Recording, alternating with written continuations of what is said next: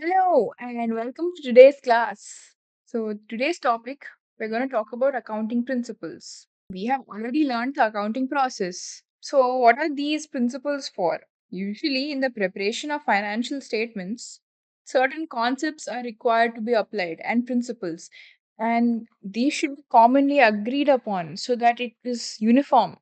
So, a very popular set of rules are the GAP or the generally accepted accounting principles. This is defined by the American Institute of Certified Public Accountants. They are a set of rules, concepts, and guidelines for preparing the financial statements. Accounting principles in general, they need to be relevant, objective, and feasible. Note that accounting principles are man made and they need to be flexible, and they will only be generally accepted by the people if they are relevant. That is, the information that these principles bring forth are useful to the users of the accounts, and also these principles need to be objective. They should not be influenced by any bias of the person preparing the accounting information, and then it should also be feasible.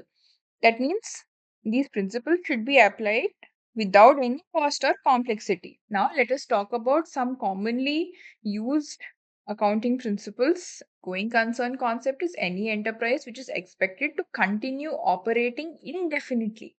There is no fixed end date. The business is assumed that it will keep running in the future. Next concept is the accounting entity concept.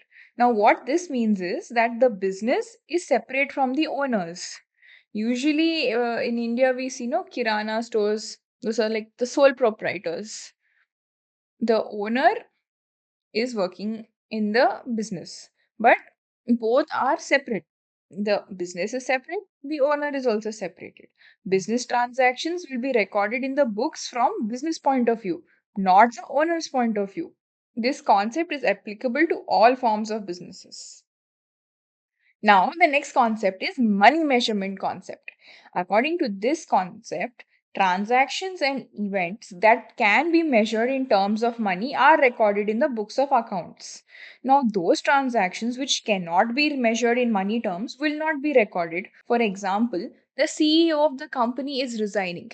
Even though the CEO is a very valuable personnel in the company, he is a key employee and he has contributed immensely to the growth of the organization. His resignation cannot be quantified in money terms and thus it will not be recorded in the financial statements. Now, the next concept, that is the accounting period concept or the periodicity concept. As per this, now we are assuming that the life of the business is indefinite. However, to follow the progress of the performance of the company, the life of the enterprise is broken into smaller periods so that its performance can keep being measured at regular intervals. Abhi, financial statements produced every year assist the requirements of so many users like management, bankers. They need information of the company on a regular basis so that they can take appropriate decisions at the right time. Management requires information at shorter intervals. Bankers require it periodically because they have invested money. Government also has to assess the tax dues from the enterprise. So, keeping in mind all of this, the life of the enterprise is broken into smaller periods, usually 1 year, which is called the accounting period. In India, we follow the financial year, which is from 31st April to 31st March, and that is the accounting period concept. The next one that we have is called the complete or full disclosure concept. Now, as per this, good accounting practice requires all material and significant information to be disclosed. Whether the information should be disclosed or not always depends on the materiality of the information. And usually, such information is disclosed by way of notes in the final reports or in the annual accounts. When preparing financial statements, if it should be ensured, it's good practice that all significant facts and information are disclosed. That That increases the relevance and reliability of the financial statements. Now, the next concept that we are going to deal with is revenue recognition or realization concept. As per this concept, revenue is considered to be realized when a transaction has been entered into and obligation to receive the amount has been established. So, what does this mean? Company sells goods in February but receives the amount in April. So, sales of this should be recognized in February when the goods are sold because legal obligation has been established in February. I hope you've understood. It's simple. Today I have sold you some goods on credit. Now that I have given you the good, you have it with you. You owe me money. So, the point where you owe me money, from that point onwards, in my books, I can record the sale. That is, in simple terms, what revenue recognition concept is. Let's go to the next concept, which is the verifiable objective concept. Now, what does objective mean? Objective, subjective, we've often heard this, right? Objective basically means reliable, steady, verifiable, trustworthy, without bias. That is the meaning of objective. Now, this concept holds that accounting should be free from personal bias and all accounting transactions should be supported with evidence in form of documents like cash memo, invoices, sales bills, etc., as these provide basis for accounting and in future auditing. Now, the next concept that we have is the matching concept. As per this concept, costs incurred in one particular period should be set out against revenue of that period to get profit. All revenues earned during an accounting year, whether it is received or not, all costs that you have incurred, whether you have paid those costs or not, they have to be taken into account while preparing profit and loss account in that particular accounting period. Similarly, all amount received or paid during the current year period must be accounted for, regardless of whether it has been paid for or not. Now, the next concept is the historical cost concept. As per this concept, an asset is recorded in the books of accounts at the price paid to acquire it. And this cost is the basis for which all later accounting of that asset will be done on.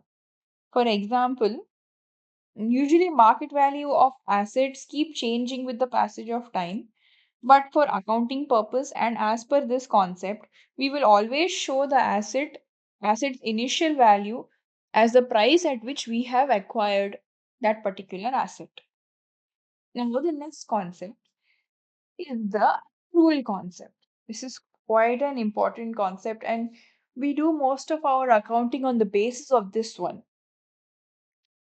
A transaction, according to this concept, a transaction is recorded at the time when it takes place and not when settlement takes place. This is important because it helps in recognizing assets, liabilities, revenues, expenses as and when transactions relating to them are entered into.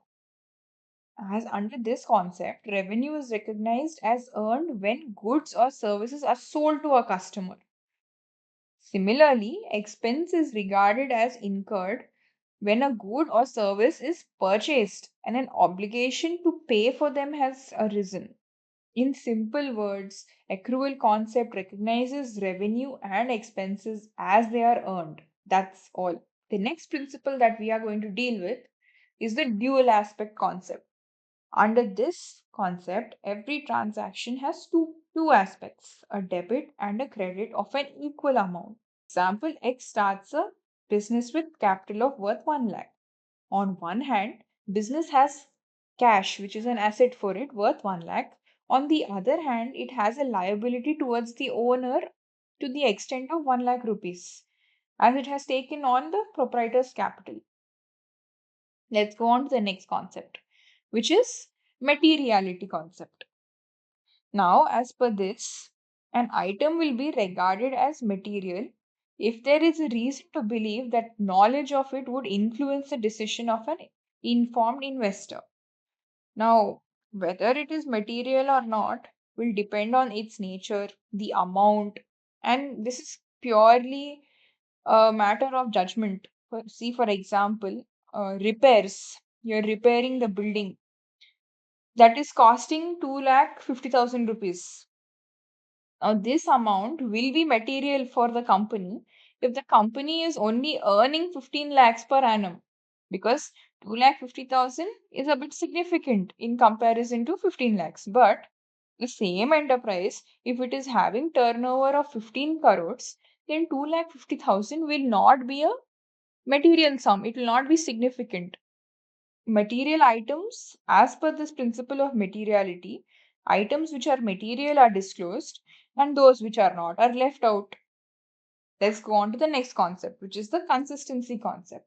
Consistency concept states that whatever accounting practice once selected and adopted should be applied consistently year after year.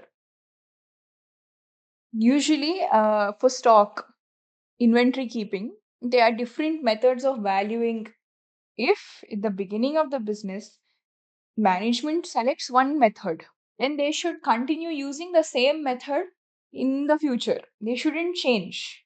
It's not that they can't change, but as per consistency concept, they should keep maintaining it. And if they decide to change the policy, then they will require to disclose it. Now, the next concept that we have is the prudence concept.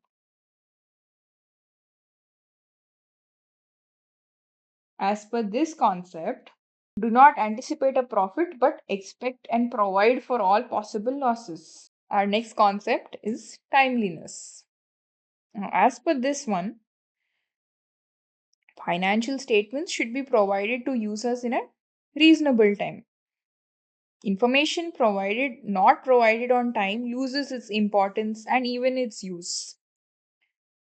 See financial statements for year end 31st March 2024 are given to me on 31st March 2026, then it will not be useful for me, right? As time has passed, I may not even be able to take proper action. What will I do now with that kind of information? Now that we have done, so with this, we come to an end to all the concepts. Now we're going to have a tiny quiz.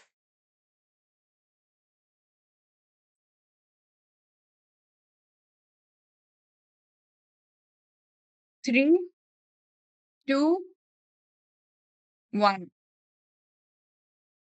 Oh, sorry, not yet. Full screen करने के बाद. Okay.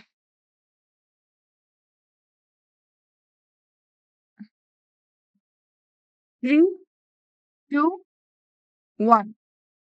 And now it's time for a quiz. Let's see how well you understood the principles. Quiz time!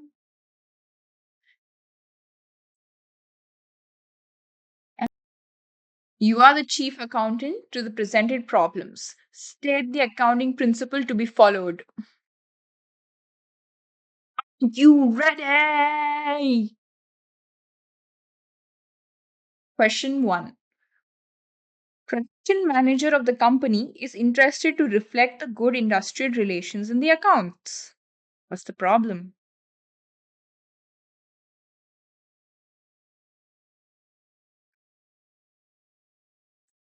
Money measurement concept. C. Transactions and events which can see. Good industrial relations can't be measured in money terms. Hence, it won't be reflected in the accounts. And this and only those transactions which can be expressed in monetary terms are recorded. Let's go to the next question, shall we? The long term success of the company is doubtful due to market competition.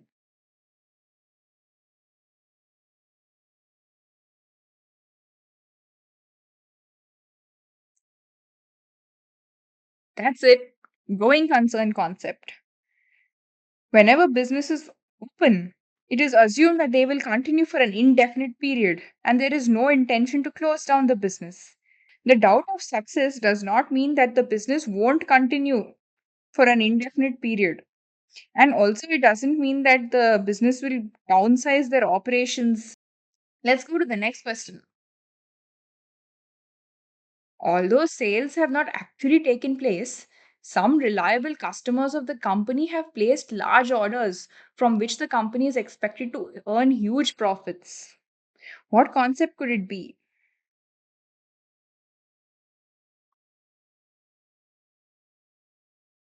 Realization concept. Revenue is recognized at the point of sale.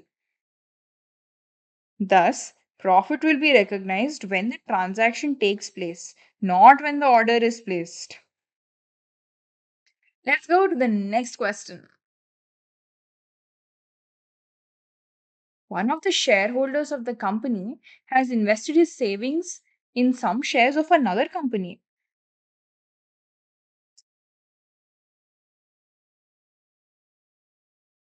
Business entity concept.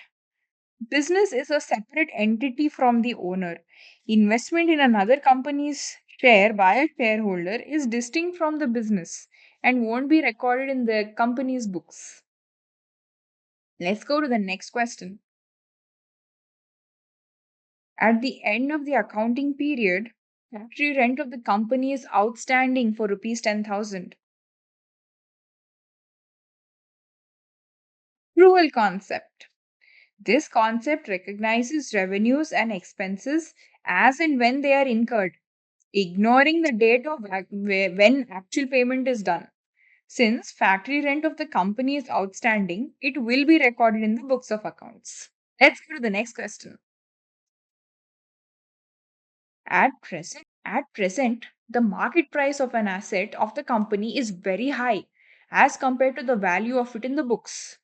And directors are interested in showing the heightened value, are interested in showing the current market price of the assets. 3. Historical cost concept. As per this concept, the asset must be shown at its cost price. That is, when it was the cost at which it was acquired minus any wear and tear which should have happened over the years. Let's go to the next question. Question 7. During the year, the company purchased pencils worth rupees 50. These had all been issued from stock and were still in use at the year end. Materiality concept. An item is recorded only when it is considered to be useful or important to the users. The purchase of 50 rupees worth pencils is not material and it will be shown in the stationery account. Let's go to the next question. Directors are interested to adopt LIFO method of inventory valuation instead of present FIFO method for the current accounting period for showing better results.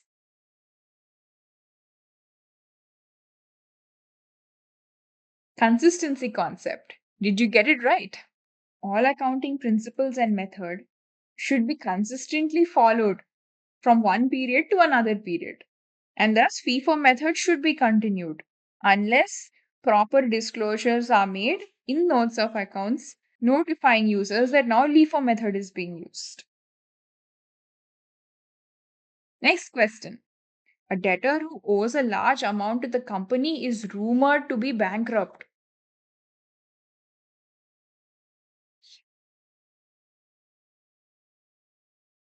Prudence concept. Since it is a rumor and there is a risk that our debt may not be recovered, the man we gave money to won't pay us back. Thus, we should create a provision, and this follows the prudence concept. Balance sheet of the last year shows that company owns shares in a quoted company and they are quoted at substantially lower value, the value of which is not likely to increase.